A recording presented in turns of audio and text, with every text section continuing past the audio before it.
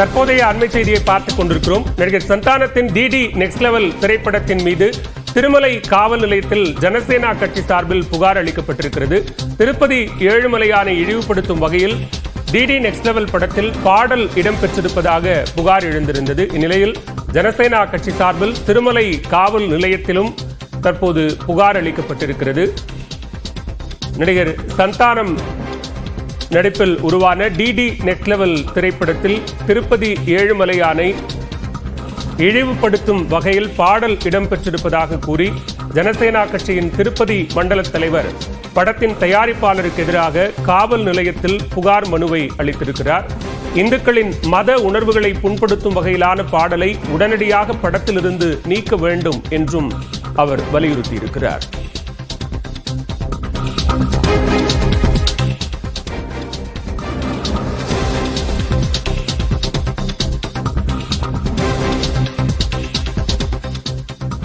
சந்தானத்தின் DD next level திரைப்படத்தில் திருப்பதி ஏழுமலையானை இழிவுபடுத்தும் வகையில் பாடல் அமைந்திருப்பதாக கூறி ஜனசேனா கட்சியின் திருப்பதி மண்டல தலைவர் திருமலை காவல் நிலையத்தில் புகார் அளித்திருக்கிறார்.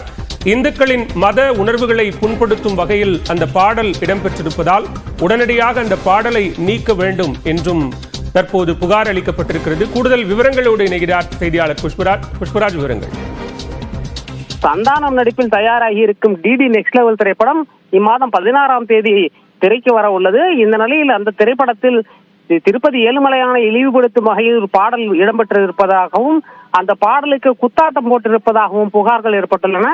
இந்த நிலையில் அந்த திரைப்படத்திலிருந்து அந்த பாடலை நீக்க தேவையான நடவடிக்கைகள் எடுக்க வேண்டும் என்று ஜனசேனா கட்சியின் திருப்பதி மண்டல தலைவர் கிரண் ராயல் திருமலை காவல் நிலையத்தில் இன்று புகார் அளித்தார்.